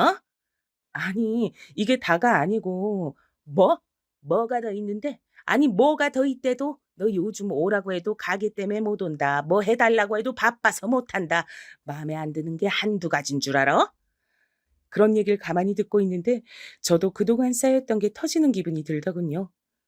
아니 어머니, 제가 진짜 바쁜 게 사실이고 하기 싫어서 안 하는 게 아닌 것도 사실이고, 그리고 주변에 한번 물어보세요. 나이 60이 다 돼서 아직도 이렇게 시어머니 시집살이 하는 며느리가 있는지요. 저는 듣지도 보지도 못했네요. 다른 댁 시어머니들은 그래도 나이가 들면 성격도 유해진다는데 어머님은 왜 갈수록 점점 더 괴팍해지시는지도 모르겠고. 뭐? 괴팍? 이게 말 다 했어? 하면서 시어머니가 그대로 제 머리채를 잡으셨습니다. 어찌나 힘도 좋으신지 전 그대로 끌려갔어요. 그렇게 아프다고 소리를 지르는 저를 한참을 머리를 쥐뜯고 나서야 놓아주었습니다. 전 그대로 그 집을 나왔고요. 눈물이 나더라고요. 엉엉 울면서 집으로 돌아왔습니다. 그리고 한참을 앉아 있는데 남편이 왔어요. 시어머니에게 얘기를 다 들었다는 듯 들어오자마자 절 향해 소리쳤습니다. 당신 미쳤어? 어머니한테 그런 소리를 해? 어머님이 바쁘다고 그동안 얼마나 당신을 봐줬는데 생일에 평소만 못하면 어른으로선 당연히 서운할 수 있는데 거기다 대고 시집살이니 괴팍하다느니 그런 얘기를 해? 지금 당장 다시 가서 무릎 꿇고 싹싹 빌어. 어머님이 안 받아주신다고 해도 빌어. 당장! 그런 말까지 들으니 더 서럽더라고요. 물론 남편이 제 편이라거나 절 이해해 주거나 했던 적이 평생 가야 없긴 했지만 이 나이에 이 꼴을 당하고 앉아 있는 자기 아내에게 얘기를 들어볼 생각은 하나도 하지 않고 대뜸 소리만 지르는 저 모습이 말입니다. 그래서 저도 모르게 큰 소리가 나갔어요. 당신 눈에 내 꼴은 안 보여? 라고 말이죠. 남편은 처음 보는 저의 그런 모습에 상당히 놀란 듯 멈칫했습니다. 하지만 물러설 생각은 없어 보였어요. 어른이 말 안 들으면 자식한테 좀 그럴 수도 있지. 내가 어머니 자식이야? 난 우리 엄마 자식이야. 며느리도 자식이지 뭔 소리야? 당신 여태 그런 마음으로 우리 어머니 대한 거야? 어머님이 나를 단 한 번이라도 자식으로 생각해 준 적이 없는데 내가 무슨 어머님을 부모로 대해.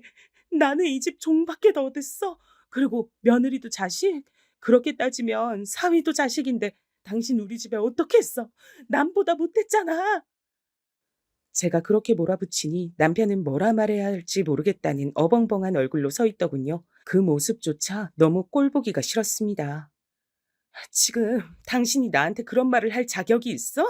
난 이제 안 할 거야. 며느리 노릇이고 뭐고 아무것도 안 할 거니까 싫으면 이혼하든가. 그렇게 말하고는 집에서 나와 그대로 친정으로 갔습니다. 그러곤 무슨 일로 왔냐는 친정 엄마의 말에 그냥 엄마 보고 싶어서 왔다는 말과 함께 며칠 정도 머물렀어요. 그랬더니 어느 날 남편에게 연락이 와 있더군요. 내가 미안하니까 그만 집으로 들어와. 언제까지 나가 있을 거야. 잘못했다. 사실 그때까지만 하더라도 진짜로 이혼할 마음은 없었어요. 게다가 남편이 그렇게 저에게 사과한 적은 처음이었기 때문에 한 번은 봐주자 하는 마음이 들었던 것도 사실이었고 말이죠. 그랬으면 안 됐는데 전 그렇게 다시 집으로 들어갔습니다. 하지만 그것도 잠시뿐 남편과 시어머니는 하나도 달라지지 않았어요. 특히 시어머니는 그 전보다 훨씬 더 난폭하게 굴었습니다. 얼마나 대단한 일 하는지 한번 보러 왔다. 그렇게 말하면서 가게로 지인들을 다 데리고 와서는 밥을 먹고 갔어요. 물론 계산도 하지 않은 채 말이죠. 자주 그랬습니다. 한두 번이면 저도 뭐 그러려니 할 텐데 손님이 많은 시간마다 그러고 와서 몇 시간씩 자리를 차지하고 있으니 가게 직원들한테도 불만이 나오기 시작했어요. 그래서 가족끼리 모인 날 제가 조심스럽게 얘기했습니다. 바쁜 시간은 피해서 오시거나 아니면 횟수를 좀 줄여달라고 말이죠. 그랬더니 정말 버럭 화를 내시더군요. 아니 그 정도도 못 해줘서 시애미한테 언제 와라 오지 마라 하는 게냐? 너는 대체 전에 나한테 그렇게 맞고도 정신을 못 차리는. 뭐라고요? 할머니, 엄마 때렸어요? 그 자리엔 딸도 있었거든요. 시어머니는 자기의 화를 주체하지 못하고 그 말을 내뱉었다가 딸이 소리를 버럭 지르자 아차하는 얼굴로 눈을 질끈 감았습니다. 하지만 이내 다시 뻔뻔한 얼굴로 돌아 말했어요. 어른이 자식 잘못하면 그럴 수도 있지. 말도 안 되는 소리 하지 마세요. 어디가 우리 엄마가 할머니 자식이에요? 단 한 번이라도 자식 대접을 해주긴 하셨어요? 시도 때도 없이 불러내서 일 시키고 아들 못 낳는다고 구박하고 뻑하면 불러내서 괴롭히고 세상에 어떤 부모가 자식을 그렇게 막대해요? 할머니는 양심이란 게 있으시면 그렇게 말씀하시면 안 되죠. 자식? 자식이요? 딸아이의 그 말에 시어머니도 버럭 소리를 질렀습니다. 이게 지 잘났다고 어른한테 아주 막 대들지? 너네 집 시부모님들은 아냐? 네가 이렇게 버릇없고 막대 먹어낸 거? 저희 시어머니는 저한테 진짜 잘해주셔서 그런 거 모르시거든요. 할머니처럼 맨날 불러내서 괴롭히고 일 시키고 그런 걸 하지 않으셔서 앞으로도 모르실 거고요. 저는 원래 세상 시어머니는 다 할머니 같은 줄 알고 얼마나 겁을 먹었는데 아니더라고요. 이게 진짜. 시어머니는 그대로 딸아이를 때리려는 듯 손을 들었지만 딸아이는 절대 지지 않았습니다. 엄만 몰라도 저는 절대 안 참아요. 이대로 저 때리시면 전 바로 병원 가서 진단서 끊고 신고합니다. 시어머니는 딸아이의 그 모습에 기가 질린 듯 손을 내려놨습니다. 어디서 저런 게 할머니만 하겠어요. 엄마, 나와, 가자. 그렇게 딸아이의 손에 이끌려 나왔습니다.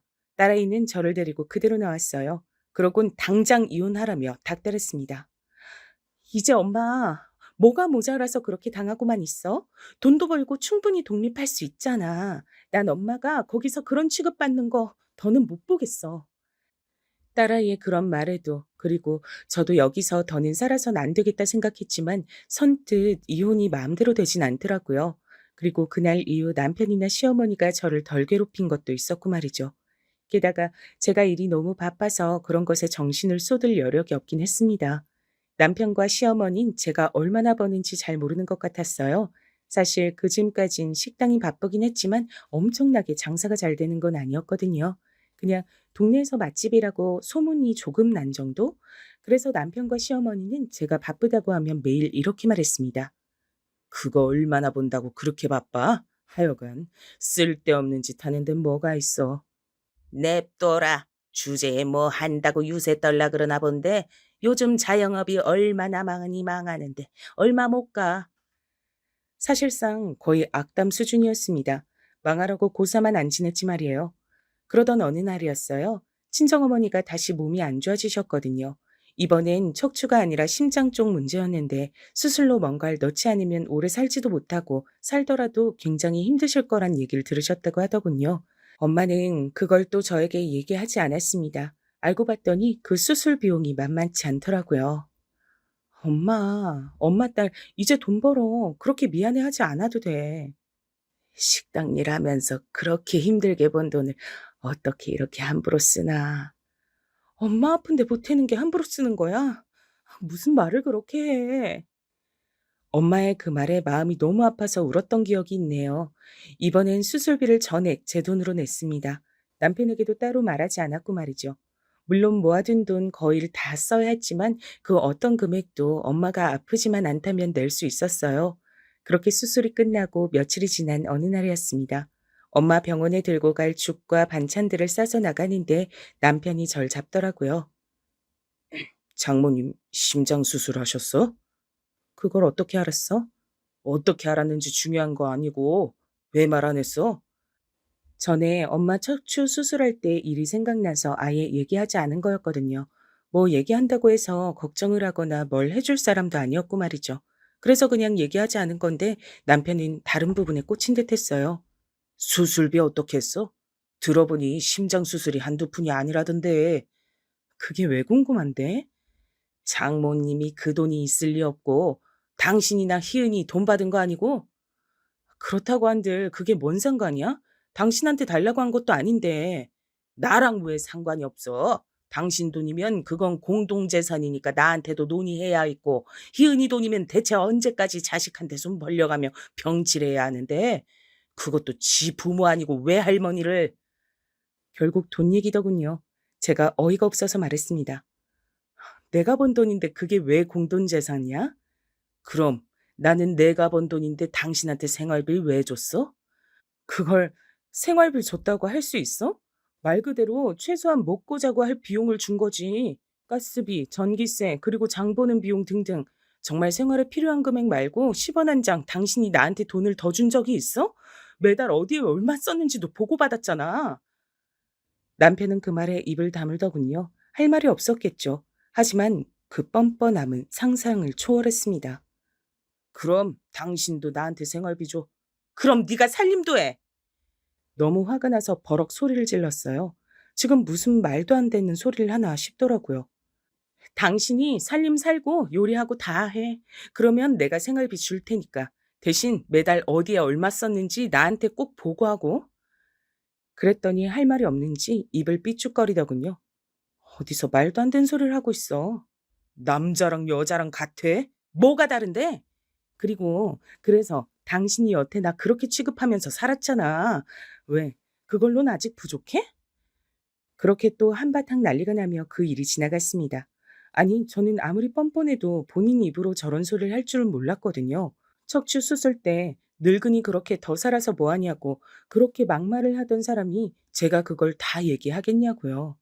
그때부터 저는 이혼을 하기로 마음을 먹고 여기저기 상담을 다녔습니다. 물론 딸아이의 도움을 받아서 말이죠. 저는 사실 사위나 사돈댁이 어떻게 생각할까 싶어서 더 못한 것도 있었거든요. 겉으론 괜찮다, 상관없다고 해도 속으론 무슨 생각들을 할지 사실 모르는 일이잖아요. 그런데 사위는 진심으로 저의 그런 선택을 응원해 줬습니다. 저는 어머님의 선택을 정말 응원하고 존중합니다. 그동안 아버님이 어머님한테 하시는 행동들을 보면서 옳지 않다고 생각했던 적도 많고, 그리고 새로운 인생을 시작하시기에 나이가 무슨 상관이 있겠어요. 저희 집에서도 그런 건 전혀 개의치 않아들 하시니 너무 걱정 마세요. 그 말에 굉장히 용기를 많이 받긴 했어요. 고맙기도 했고 말이죠. 그렇게 저는 남편과 한참 이혼 준비 중이었습니다. 물론 남편은 몰랐고 말이죠. 남편은 제가 그동안 계속 참으며 살았고 최근에 이렇게 장사하고 제가 밥벌이를 하면서도 별 다른 행동을 하지 않으니 그냥 이렇게 살겠다고 생각하는 모양이었어요. 그러니 저에게 계속 막대할 수 있었던 거겠죠. 그러던 어느 날이었습니다. 여느 날처럼 시어머니가 절 부르셨어요. 보나마나 반찬 같은 것들을 해달라고 한다거나 심부름이었을 거라 가지 않을까도 생각했지만 그마저도 얼마 남지 않았다는 생각으로 시어머니 집에 갔었습니다. 물론 제 예상처럼 음식을 해달라, 청소해달라 그런 얘기를 하기 위해 부른 건 맞았어요. 그런데 시어머니의 모습이 평소와는 달라 보이긴 했습니다. 어디 안 좋으세요? 시어머니는 한눈으로 봐도 어딘가 아파 보이는 사람의 모습을 하고 있긴 했어요. 제가 그렇게 묻자 아픈 몸을 하고도 저에게만큼은 지고 싶지 않은 건지 아니면 자신이 늙고 아프다는 걸 저에게 보여주는 게 자존심이 상했던 건지 어떤 건지 눈을 부릅뜨고 째려보더라고요. 정말 대단하신 분이죠? 그냥 감기가 좀 걸렸을 뿐이다. 시애미가 뭐 해달라 하면 그냥 군말 없이 해주는 거지. 뭐 입을 그렇게 많이 대? 아프냐 한마디 물었을 뿐인데 그렇게 나오는 사람이 저희 시어머니셨어요. 저도 그래서 더는 묻지 않았습니다. 그냥 해달라는 거 해드리고 나왔어요. 마지막이라고 생각하니까 별로 그다지 화도 나지 않더라고요. 그리고 며칠이나 지났을까요? 가게에서 일을 하고 있는데 남편에게서 다급하게 전화가 왔습니다. 병원이라더군요. 그래서 일을 직원들에게 맡기고 병원으로 달려갔어요. 시어머니가 쓰러지셔서 입원하셨더라고요. 원래 신장 쪽이 안 좋았었는데 요즘 들어 심해지셨던 모양이야. 그래서 투석을 받아야 한다네. 남편이 그렇게 말을 하는데도 제가 무감각한 얼굴로 남편을 가만히 바라봤거든요. 남편이 말을 이었습니다. 일단 급한 대로 내가 병원비는 다 냈어. 뭐 병원비 낸 거 두고 뭐라고 할 생각도 없었어요. 저희 엄마한텐 늙어서 그렇게 병원에 돈 들여가며 살아선 뭐하나 하더니 자기 엄마 아프니까 한 번의 망설임 없이 그렇게 병원비를 낸 게 웃기긴 했지만 말입니다. 하지만 남편이 그 뒤로 한 말에는 정말 참을 수가 없었어요. 투석이 일회성으로 그치는 건 아닌 것 같고 앞으로 주기적으로 받아야 하는데 이게 비용이 만만치 않더라고. 다음엔 당신이 좀 내. 무슨 소리를 하나 잠시 생각했어요. 제가 정말 모르겠다는 얼굴로 남편에게 되물었습니다. 내가 왜? 저의 그 말에 오히려 남편이 황당한 얼굴을 하더군요. 정작 황당해서 말도 안 나오는 건 저였는데 말입니다. 왜냐니? 어머니 아프신데 그럼 안 하려 그랬어? 당신은 안 했잖아. 우리 엄마 아플 때. 그 말에 남편이 잠시 굳은 듯 했어요. 아마 자신이 했던 말과 행동들이 스쳐 지나간 거겠죠. 제가 단호한 얼굴로 대체 왜 그래야 하는 건지 영문을 모르겠다는 듯 계속 바라보고 있자 남편은 저를 달래야겠다고 생각한 모양이었어요. 물론 그게 통할 리 없었지만 말입니다. 그걸 그렇게 아직 마음에 두고 있었어? 그래, 내가 미안해. 그니까 그건 다 있고 이젠 장모님한테도 어머니한테도 자식 노릇 제대로 하자. 여태 한 번도 그런 소리를 한 적 없으면서 인제 와서 그러는 게 정말 어이가 없어서 가만히 있었어요. 제가 알기론 투석도 비용이 상당히 많이 드는 걸로 알고 있었거든요. 자기 혼자 하기에는 부담스럽고 또 맨날 돈, 돈 했던 양반이라 돈이 아깝다고 생각하지 않은 건 또 아닌 겁니다. 그 속내가 뻔히 보여서 그냥 가만히 있었어요. 그랬더니 남편은 그런 제 모습을 보고 자기가 잘못했다 사과한 게 통했다고 생각하는 모양이더라고요. 제가 그동안 얼마나 호구같이 굴었으면 그럴 수 있었는지 지나간 날들이 정말이지 후회스러웠습니다. 그리고 여보, 우리 불쌍한 엄마, 우리가 모시고 살자. 가만두니까 아주 그냥 웃기는 소리만 골라서 하더라고요. 그 말까지 듣고선 제가 픽 웃었습니다. 남편은 그런 저를 왜 웃냐는 듯 바라봤어요. 제가 말을 이었습니다. 어디서부터 말을 해야 할지 감도 안 잡히네. 일단 나는 당신 엄마 아픈 거에 10원 한 장 보탤 생각 없어. 그건 당신도 할 말 없을 걸로 생각해. 당신이 그랬잖아. 늙었으면 그냥 가만히 죽지. 왜 병원에 돈을 갖다 바치냐고. 그건 내가 방금 잘못했다고 했잖아. 자기 엄마 아프니까 인제 와서 하는 사과? 그걸 내가 진심으로 믿을 만큼 멍청해 보여? 그리고 내가 그동안 당신이랑 당신 어머니한테 당한 게 얼만데 내가 번 돈을 거기다 갖다 바치냐? 내가 미쳤어? 당신 말을 꼭 그렇게 해야 해? 엄마가 아프시다는데? 우리 엄마 아플 땐 더 했잖아. 그래서 뭐 똑같이 갚아주기라도 하겠단 거야? 버럭 소리를 지르더군요. 하지만 저는 눈 하나 깜짝하지 않았어요. 똑같이 어떻게 갚아줘? 그러려면 30년이 넘는 세월 동안 괴롭혀야 되는데. 당신 진짜 말을 자꾸 그렇게 할래? 나랑 안 살 거야? 그래, 안 살 거다. 기다렸다는 듯 제가 버럭 소리를 질렀고 제 그 말에 남편이 굳었습니다. 방금 본인이 무슨 말을 들은 건지 생각하는 듯 했어요. 그리고 이내 이해를 했는지 버벅대며 말을 이어가더군요. 아마 제 입에서 그런 말이 나올 거라곤 단 한 번도 생각해보지 못했다는 듯 엄청나게 당황한 모습이었습니다. 이, 이혼이라도 하겠단 거야? 그래, 이혼하겠다는 소리다. 이미 변호사 만나고 있었는데 잘 됐네. 그 시기가 좀 당겨지겠네, 나도. 뭐? 이미 준비를 하고 있었다고? 남편은 정말 놀란 듯 했어요. 그럼 내가 죽을 때까지 당신이랑 당신 엄마한테 그런 대접받으면서 살 걸로 생각했어? 대체 뭘 믿고? 제 그 말에 남편은 여전히 어버버 했습니다. 그때였어요. 네가 지금 제정신이냐? 등 뒤에서 시어머니가 나타났습니다. 많이 지치고 힘들어 보이긴 했지만 그 전에 봤을 때보다 훨씬 멀쩡해 보이긴 하더군요. 시어머니가 저에게 다가와 말했어요. 지금 내 아들한테 소리를 지른 게 너냐? 어디서 남편한테 소리를 쳐? 여자가. 이제 곧 제 남편 아니게 될 예정이에요, 어머니. 뭐? 그게 뭔 소리냐? 이혼하겠다는 부분은 듣지 못했는지 저에게 되물었습니다. 그래도 아픈 노인네한테 이런저런 얘기를 하거나 화를 내는 건 아닌 것 같아서 그냥 차분하게 말했어요.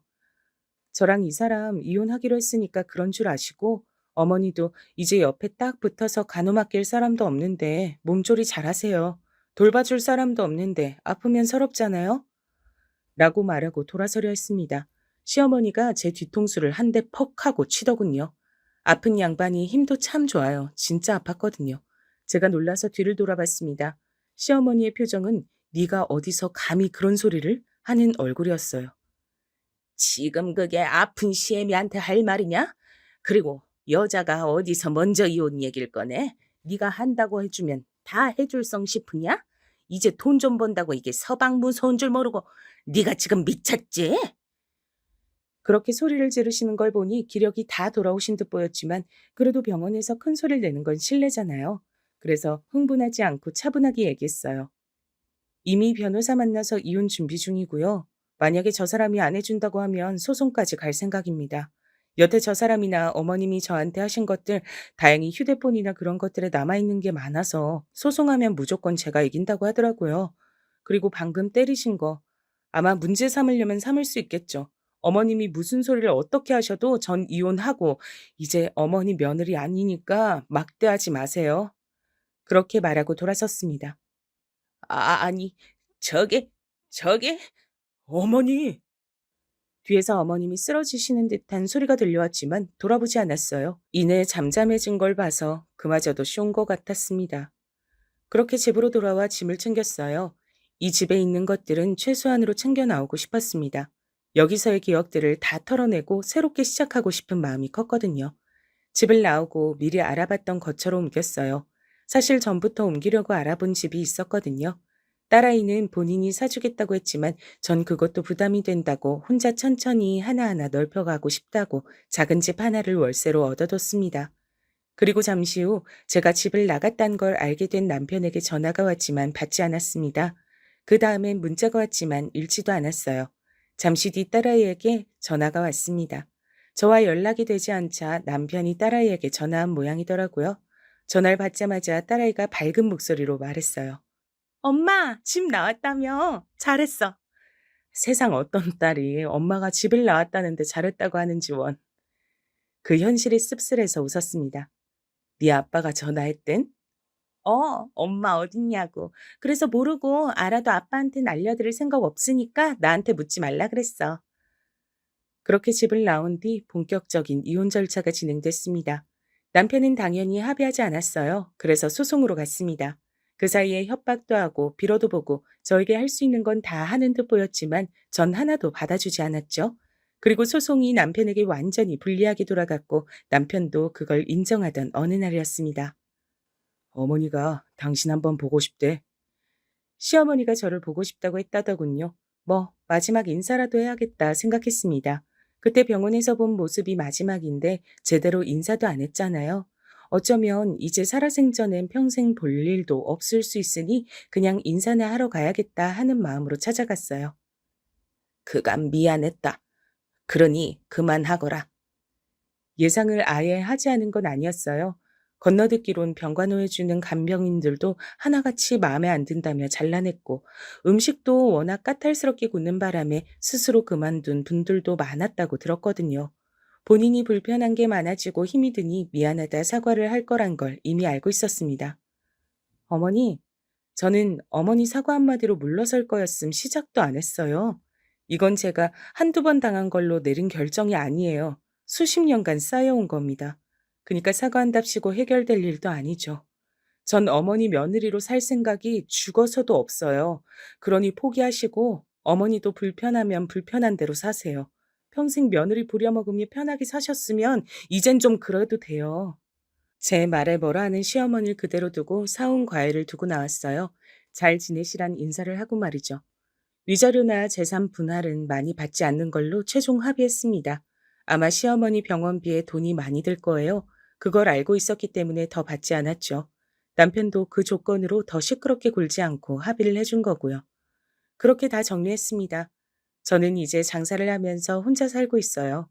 장사 규모가 점점 더 커지고 제가 마련한 살림살이들이 늘어나고 요즘은 그 재미로 하루하루를 즐겁게 보내고 있습니다.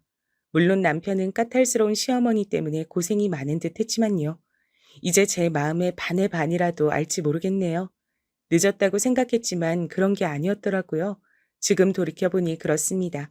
그때 그런 결정을 내리지 않았으면 지금 전 시어머니 병간호나 하며 또 하루하루를 힘들고 우울하게 살아내고 있었겠죠. 생각만 해도 끔찍하네요. 긴 얘기 들어주셔서 감사합니다. 세상에는 그냥 막대해도 되는 사람은 없는 것 같아요. 시어머니와 남편이 그걸 절실하게 느끼길 바랄 뿐입니다. 그럼 이제 그만 사연을 줄일게요.